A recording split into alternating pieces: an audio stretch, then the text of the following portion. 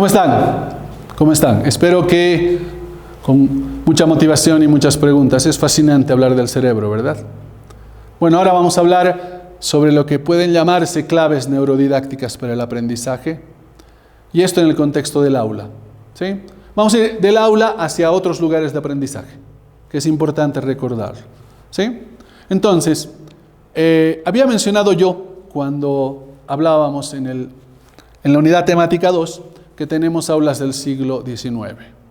Bueno, necesitamos que estas aulas del siglo XIX funcionen para el cerebro como aulas del siglo XXI. ¿Y esto qué quiere decir? Primero, necesitamos empezar a darle a las aulas color. Es decir, necesitamos que nuestras paredes, nuestros bancos, estén matizados con imágenes, estén matizados con diagramas, estén matizados con paisajes. Es decir, un aula no puede ser un espacio carente de color y de diversidad. Ya habíamos dicho que a mayor novedad, mayor nivel de activación y mayor potencialidad de conectividad de las neuronas. Se habla mucho de la cantidad de neuronas y a veces tenemos algunos mitos con eso. Creemos que tenemos que tener más neuronas para aprender más. Creíamos antes que mientras más viejos éramos, más neuronas teníamos. Creíamos que un adolescente tenía más neuronas que un niño. Y en rigor de verdad es al revés. El niño nace con 250.000 millones de neuronas. Operativamente vamos a requerir para funcionar en la vida 100.000 millones de neuronas. Y para que tengamos claro el tema de la cantidad de neuronas, muere una neurona cada 5 a 7 segundos. A la vez se regeneran también. Y fíjense que las que más se regeneran, no diré más, una de las que se regeneran son aquellas vinculadas al hipocampo, que es la estructura que nos permite aprender. Entonces, no necesitamos hablar de la cantidad de neuronas. Tenemos por demás, nos van a sobrar siempre. De lo que necesitamos es generar conectividad. ¿Sí? Fíjense acá tenemos una neurona, acá tenemos otra, y aquí tenemos otra.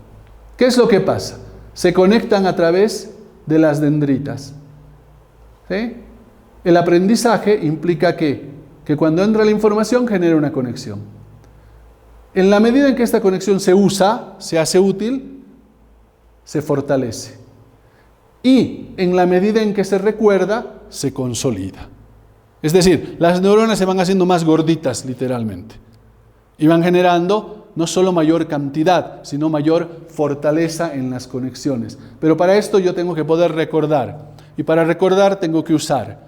Entonces, una clave muy importante es que aquello que tú enseñes se puede usar. Por ejemplo, yo te digo ahora que los estudios han establecido que las mujeres tienen un CI más alto individual que los hombres en el mundo. Tú lo puedes buscar en un estudio que se llama el efecto Flynn. Yo te aseguro que tú, tanto hombre como mujer, no te vas a olvidar de eso y lo vas a contar esta noche a tus amigos. Y al usarlo lo vas a potenciar y lo vas a recordar. Bueno, tú debes dejar algo así cada día.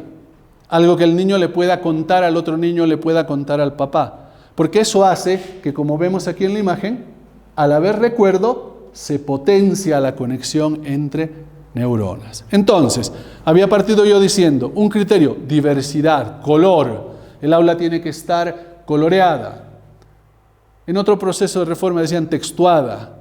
Y es una gran idea, más allá de a quién la haya usado. Textuar el aula. El aula tiene que tener color, tiene que tener figuras, tiene que tener forma, tiene que tener novedad, porque eso incentiva la atención. A la vez, necesitamos dar contenidos que le sean útiles al niño en su marco de referencia. ¿Estamos hasta ahí? Nos vamos entendiendo. Entonces, recuerden estos 3 niveles. Por otro lado, recordando que los niños aprenden moviéndose, también vamos a decir que los niños aprenden jugando. Pero jugando, ¿qué quiere decir? Jugando quiere decir que vamos a introducir y a crear juegos con base en la dinámica de aquello que estamos nosotros pretendiendo enseñar.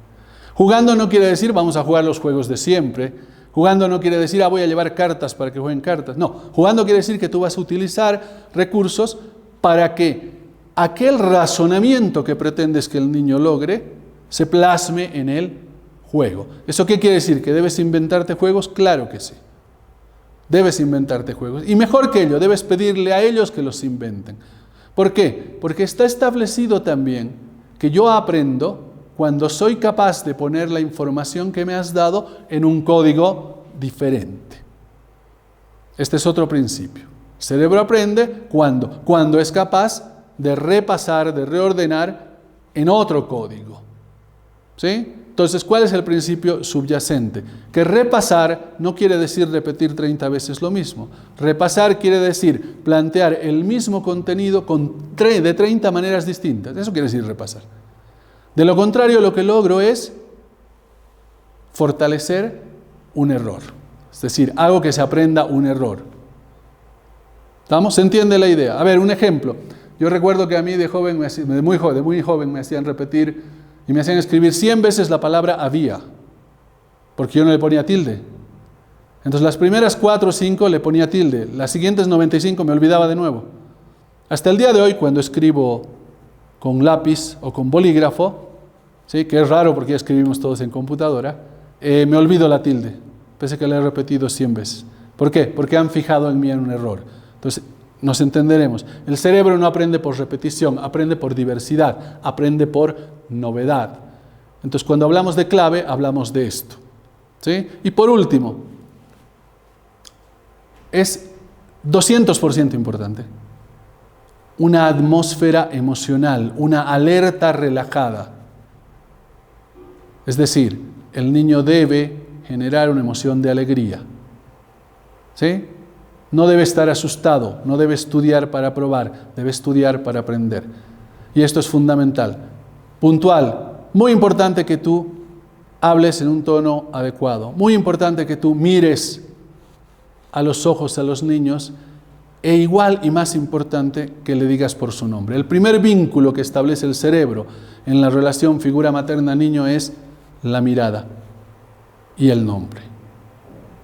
Entonces esto es muy importante. Te voy a dar un solo dato. Hay un autor que apellida Hatie, H-A-T-I-E, que en el 2015, si yo mal no recuerdo, realiza un estudio muy importante con una cantidad impresionante de gente. Y él descubre que la clave neurodidáctica por excelencia es lo que él llama piel a piel. Esto es, que seamos capaces de transmitir emociones favorables a nuestros niños. El cerebro más fuerte, el cerebro más desarrollado, se impone al cerebro más joven. Si mi emoción cuando yo te enseño es de alegría, es de plenitud, es de sosiego, esa es la emoción que me va a leer el cerebro del niño al que yo le enseño.